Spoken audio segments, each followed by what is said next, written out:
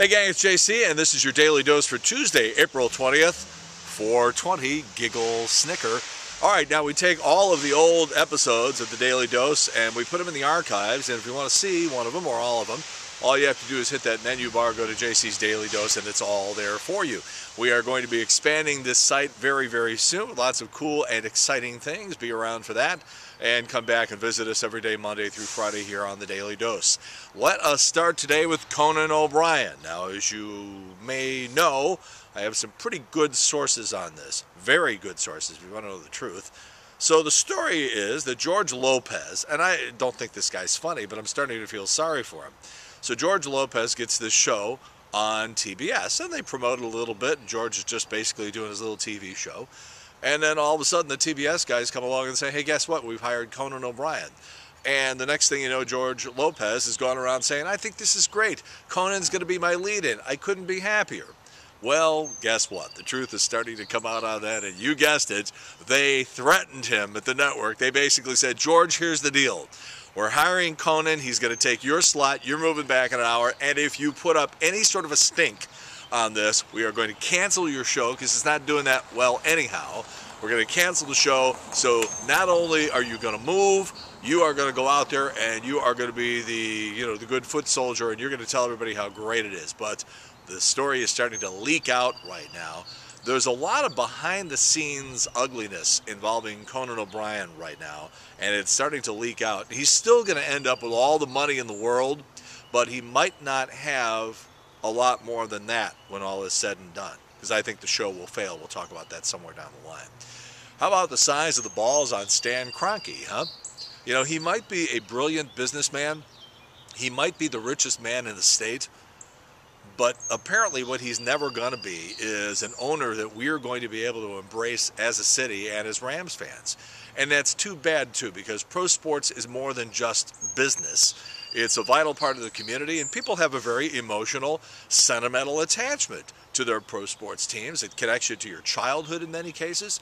And it's just too bad because we're just not going to have that with Stan Kroenke. We've got basically the Darth Vader of NFL owners here in town.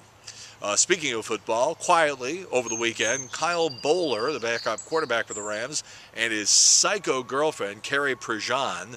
Remember this Miss California, Miss USA thing, and she doesn't like the gays getting married, and then she's running around on Fox News thumping the Bible, and then she doesn't cop to the fact that she got a boob job, and the pageant people paid for her boob job, and she didn't want to pay them back.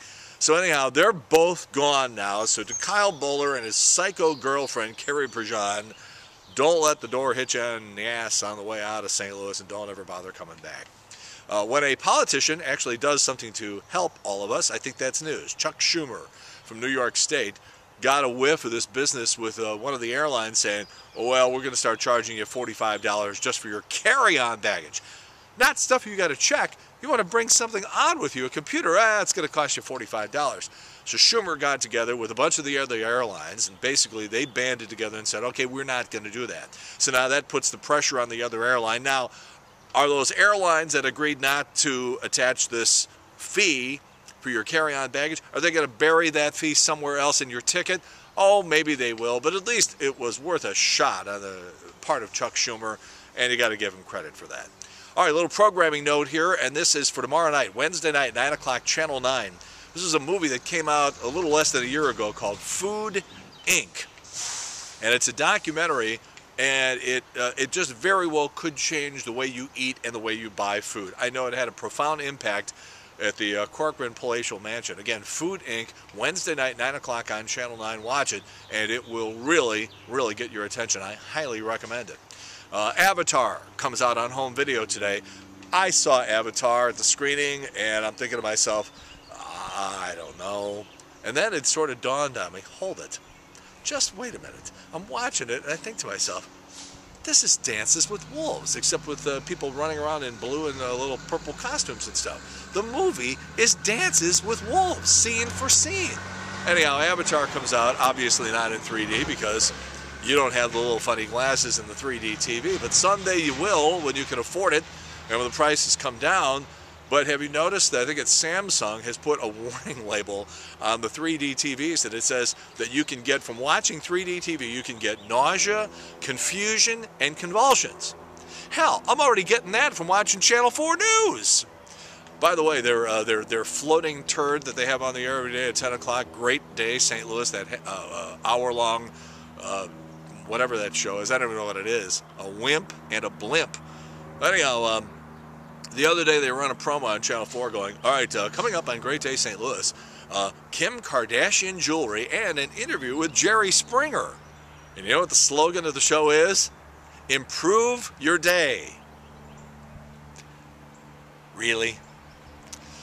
All right, Kate Hudson got a boob job. She didn't think anybody was going to notice. You know, when I just do this, I'm bigger than she was before the boob job. She didn't think anybody would notice. Congratulations, Kate. It was about time. One more plug for Friday night at 8 o'clock, right before the Cardinals-Giants game on FSN Midwest.